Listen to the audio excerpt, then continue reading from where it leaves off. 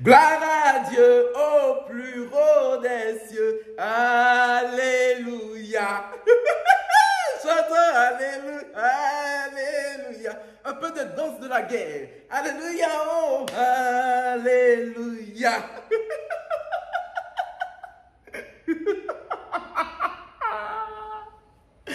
C'est gâté. C'est gâté.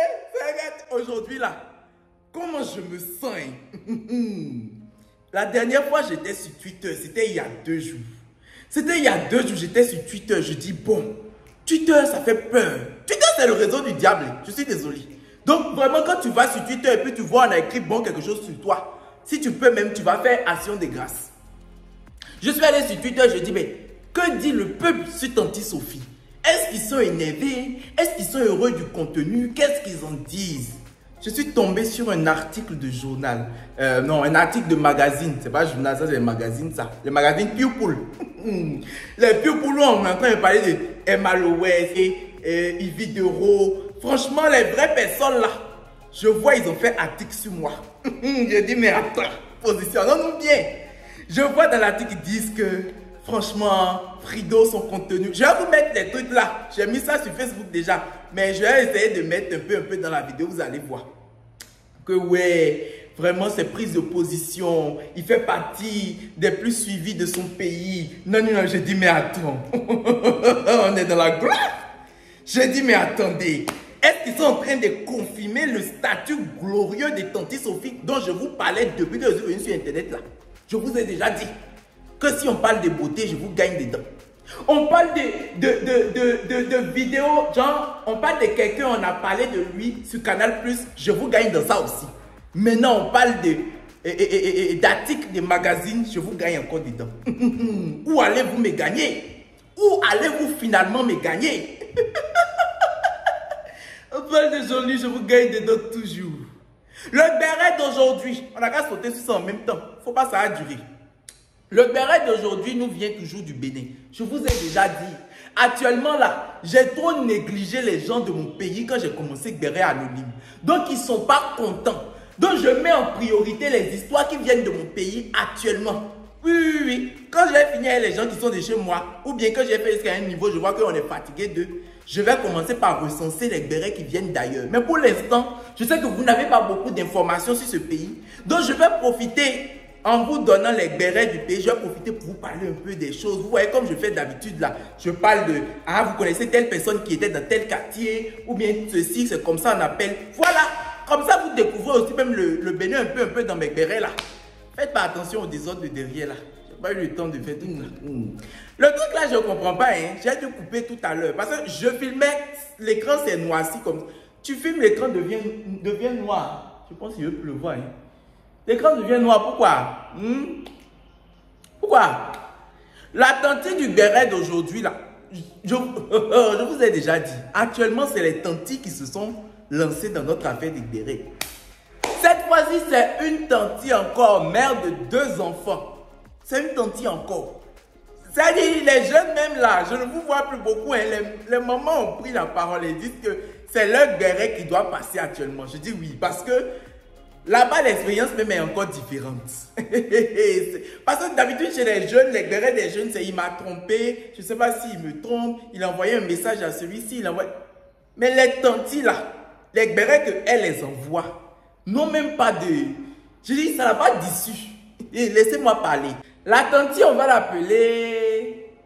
J'ai beaucoup cherché son nom. Hein. Je vous assure que depuis hier, je me demandais quel nom je vais lui donner ici. On va l'appeler tantie Rebecca. Oui. Parce que mes idées s'arrêtent finalement sur Rebecca. Parce que depuis que moi je suis moi là, je ne connais pas une Rebecca qui est facile. Toutes les Rebecca, c'est-à-dire quand on te dit que quelqu'un s'appelle Rebecca comme ça, il faut savoir que quand Dieu partageait la paix dans le cœur des gens, friandise de paix là est finie sur elle. Oui.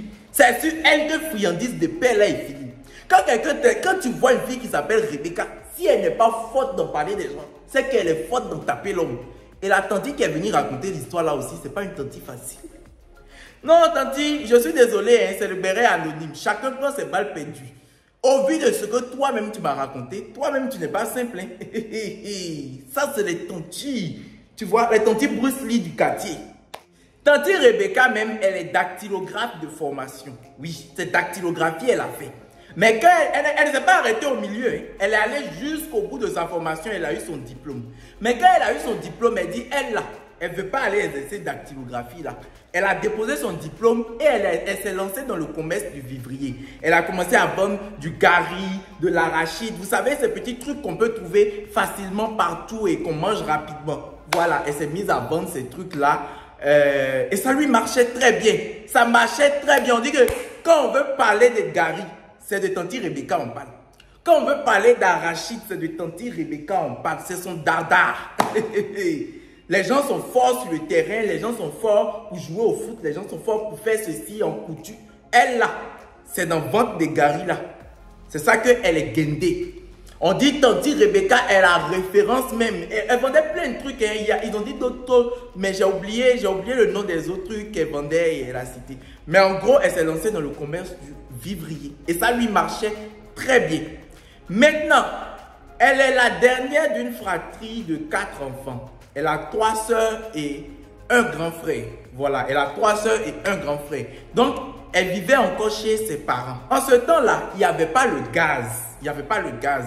Il y avait quelques foyers qui avaient le réchaud. Ceux qui avaient l'argent avaient le réchaud. Mais pour la plupart, on cuisinait avec du copeau.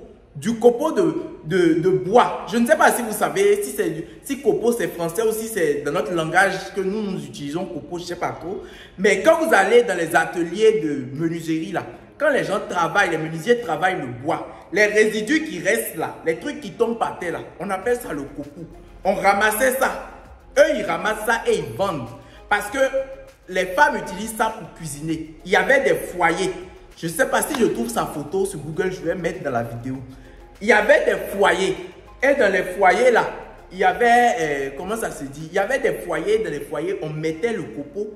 On met une bouteille à l'intérieur. On met le copeau tout autour pour qu'il y ait un espace au milieu. Tu vois? Après, on vient prendre le bois. Nous, on appelle ça nanki. On appelle ça nanki ici. On prend le bois enflammé qu'on met au milieu. Et tu peux déposer ta marmite sur le roue. Le copeau va contenir la chaleur et ton truc pourra être cuit. Le centre de menuiserie qui vendait le copeau aux gens dans le temps, là, en tout cas dans leur zone, on appelait ça l'ONAB. Je ne sais pas si c'est l'ONAB là qui vendait à tout le peuple dans le temps ou bien si c'est juste les gens de cette zone-là. Je n'étais pas né. Vous voulez que je sache ça comment? Donc, elle allait à l'ONAB pour aller chercher le copeau pour pouvoir préparer pour ses parents, pour sa famille à la maison. En tout cas, c'est ça qu'elle et ses frères et sœurs utilisent pour pouvoir faire la cuisine.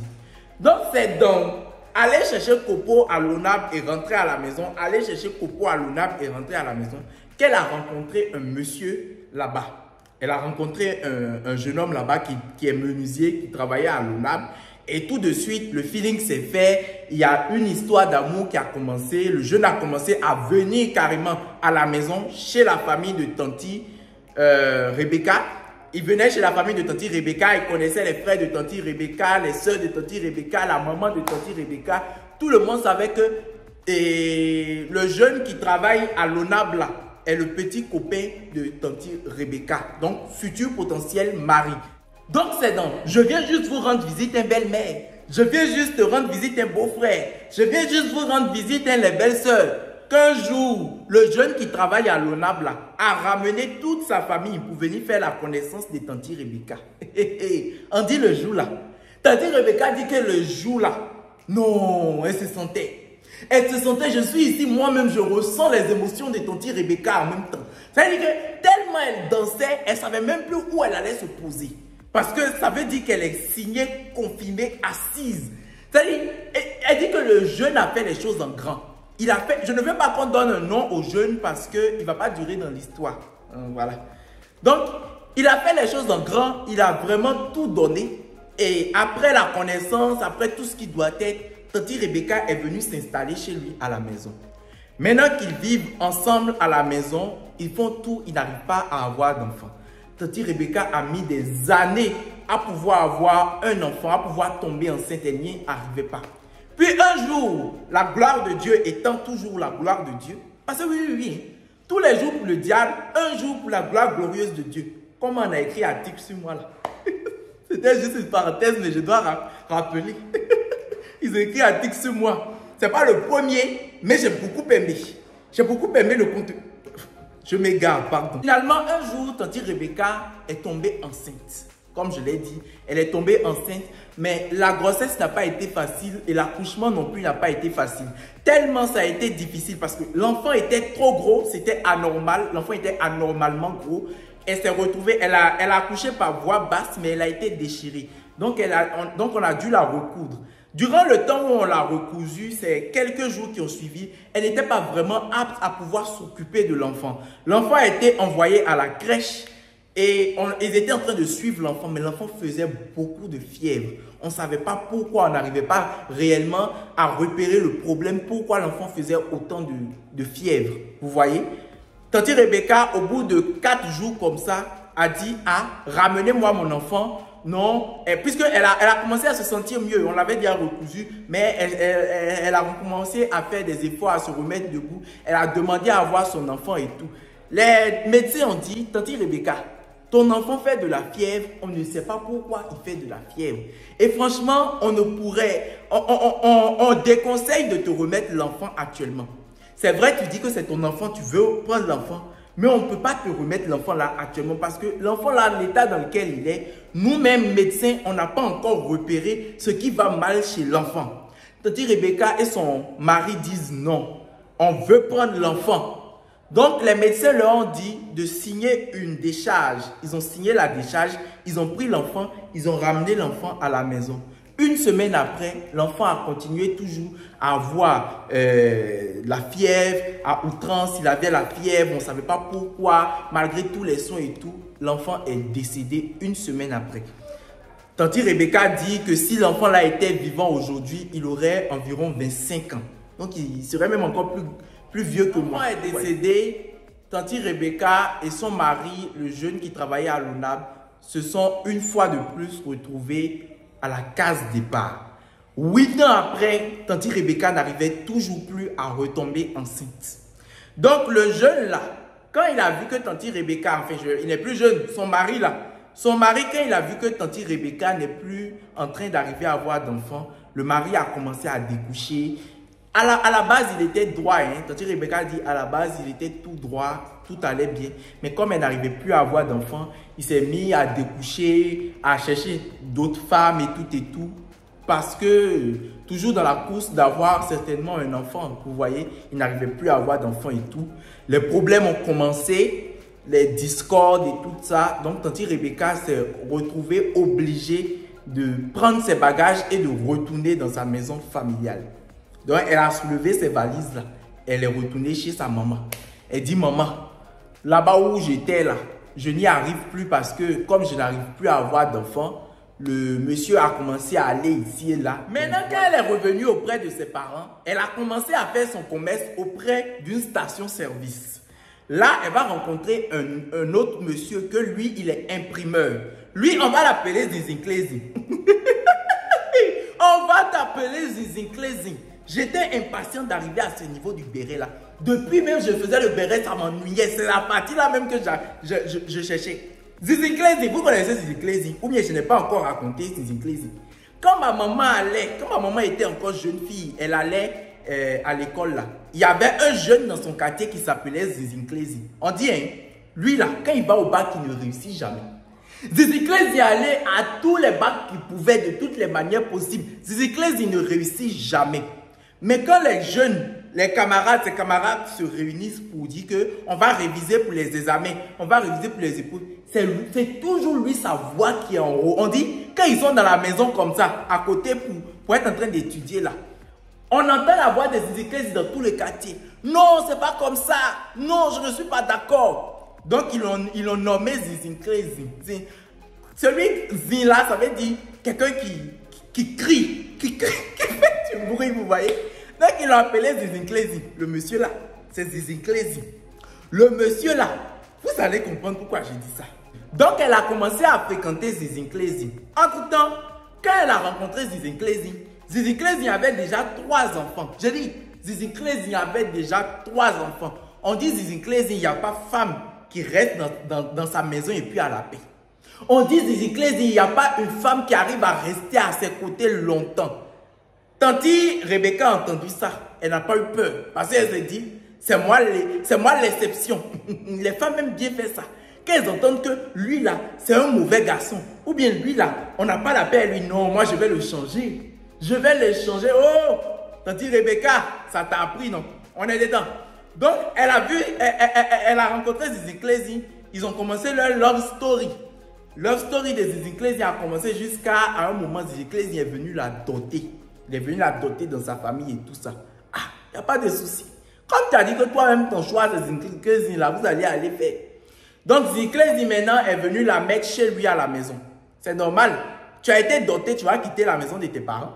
Elle a quitté la maison de ses parents. Elle est allée s'installer auprès de Zizi Clézi et des 3 enfants de Zizi Clézi. On dit, hein, Zizi Clézi, les matins comme ça, là.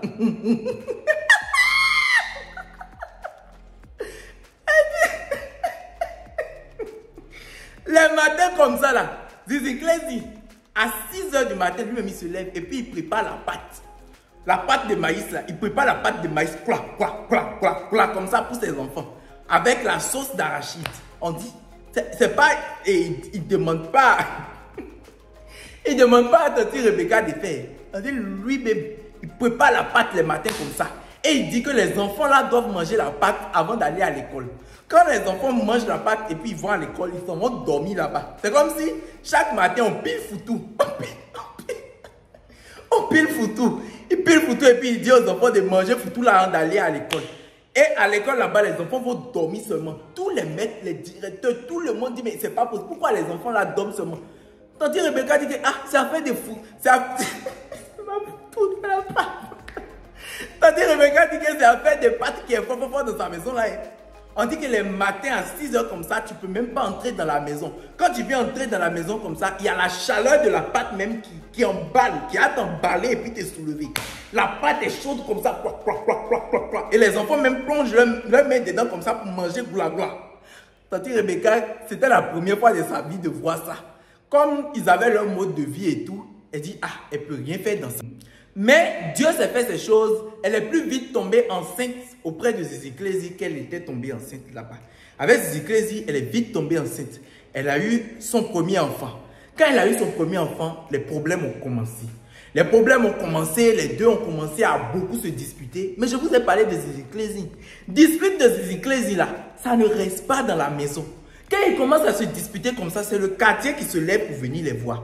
Oui, Tanti Rebecca dit que quand ils commencent leur combat de Bruce Lee avec John Pololo là, c'est le quartier qui sort pour venir les voir. Donc ils sont sur ce rythme là jusqu'à un soir, ils se sont disputés, ils ont eu une dispute et Zizi Clézi a sauté. Il a sauté pour attraper le cou de Tanti Rebecca comme ça. Et puis il a pris le cou de Tanti Rebecca comme ça. Tanti Rebecca même elle peut pas respirer. Zizi Clézi, Zizi Clézi. Vous vous êtes battu aujourd'hui, vous n'allez plus vous aimer demain. Elle dit qu'il a sauté. Et puis il s'est agrippé à son cou comme ça. Zizi Clézi a appuyé le cou, Tanti Rebecca criait jusqu'à les voisins sont venus, ils sont venus la sauver des mains de Zizi Clézi. Là, ils ont eu une réunion familiale. Ils ont eu une réunion familiale parce qu'on a dit que c'est impossible ce qui est en train de se passer là. Zizi Clézi veut tuer Tanti Rebecca. Donc Tanti Rebecca a appelé ses soeurs, ses parents, sa maman. Donc ils sont venus parler. Zizi Clézi a dit qu'il va changer. Zizi Clézi a dit non. À partir d'aujourd'hui, tout va changer. Il n'est plus comme ça. Mais vous avez dit, Tanti Rebecca a déjà eu un enfant avec lui. Au fil du temps, Tanti Rebecca a eu un deuxième enfant avec lui. Mais les choses n'ont pas changé. Les choses sont restées telles qu'elles sont. C'est resté nyankassant. Jusqu'à un jour fatidique où ils se sont encore disputés. Et Tanti Rebecca est montée sur le puits. Pour ceux qui ne sont pas en Afrique, d'abord ma communauté est surtout africaine. Mais pour ceux qui ne savent pas le puits là, quand vous avez robinet, il y a puits. En Afrique, on a des puits où il y a de l'eau, on puise de l'eau dedans pour se laver. Voilà. Tanti Rebecca est montée sur le puits avec leur deuxième enfant. Je vous ai dit, ils ont eu un premier enfant. Après, elle a eu un deuxième enfant. Le deuxième enfant était encore bébé. Il était sur le dos de Tanti Rebecca. Elle est montée sur le puits. Elle dit qu'elle va sauter dans le puits. Elle dit qu'elle va sauter dans le puits. Là, la Zizi Clézi a commencé par sauter pour crier. Woyo, woyo, venez me sauver, oui c'est moi, Zizi Clézine, venez me sauver. Tanti Rebecca veut sauter dans le puits avec mon enfant. Puis cette Tanti Rebecca a dit à Zizi Clézine, je vais sauter dans le puits avec l'enfant, je vais mourir avec l'enfant et la police viendra te chercher. Parce que quand je vais faire ça, forcément quand ils vont venir là, ils vont t'embarquer pour aller en prison. Quand Zizi Clézine a entendu prison, ça fait un tout dans sa tête. Il est monté sur la clôture. Il a crié. Tout le quartier est venu. Et puis ils sont venus dire à Tanti Rebecca, non. Tanti Rebecca, tu ne peux pas sauter dans le puits avec l'enfant, s'il te plaît. Elle voulait sauter la vie avec l'enfant. Mais les gens, les riverains, les gens du quartier ont réussi à calmer Tanti Rebecca. Mais dès ce moment-là, tout était déjà gâté. Tanti Rebecca a fait ses valises quelques jours après et elle est encore retournée chez sa maman. Mais cette fois-ci, elle est retournée avec ses 2 enfants. Jusqu'à aujourd'hui, à l'heure où je suis en train de faire ce béret-là, le papa, Zizi Clézine, le papa des enfants, n'a jamais demandé encore d'après les enfants là. D'après les enfants de Tanti Rebecca. Donc Tanti Rebecca, ses enfants, c'est 2 garçons. Elle vit encore aujourd'hui chez sa maman avec ses 2 garçons. Voilà, oh, c'est la petite histoire de Tanti Rebecca. Donc elle a dit, elle, c'est son béret ça, de venir vous livrer ça. Maintenant, je dis, si ce format t'a plu, vous voyez, je vous ai toujours dit, on est beaucoup sur Facebook, on est beaucoup sur TikTok, on est beaucoup sur Instagram. Mais on n'est pas nombreux sur YouTube. Faites avancer le concept, faites avancer notre truc de béret anonyme là. Pour que les gens viennent écouter les histoires d'ici et d'ailleurs. Les histoires d'autres cultures, des histoires d'autres pays. Pour se rendre compte des réalités que vivent les femmes ou les hommes. Parce que je prends aussi les hommes dans le béret anonyme. Mais s'il y a des hommes qui veulent me raconter leur béret anonyme, c'est sur Instagram. N'oublie pas de t'abonner sur YouTube, d'activer ta cloche de notification. Et si tu veux être au courant des avancées, ah, il y a le béret aujourd'hui, il n'y a pas le béret aujourd'hui. Ah, ceci, il y a des petites informations, c'est sur Instagram que ça se passe. Mon Instagram, c'est Frido Ido. Abonne-toi, oh. Tous mes réseaux sociaux sont utiles. Voilà. Donc, je vous envoie plein d'amour, je vous envoie plein de force. Ah, juste aujourd'hui, là, on ne sait pas où est Zizi Clézine. Bref, en tout cas, c'est la petite histoire de Tanti Rebecca.